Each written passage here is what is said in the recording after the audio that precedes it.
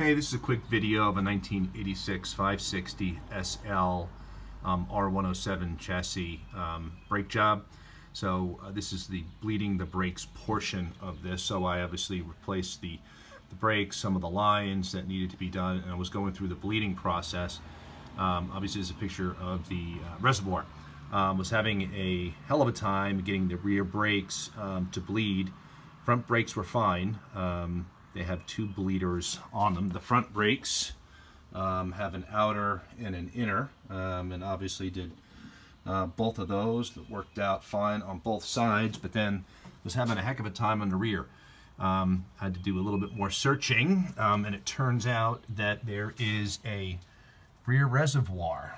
You can see that line right there. So the rear brakes have their own reservoir back there.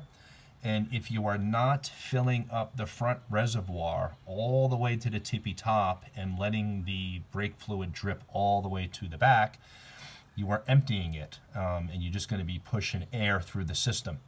And then, you know, obviously gunk or anything like that getting through.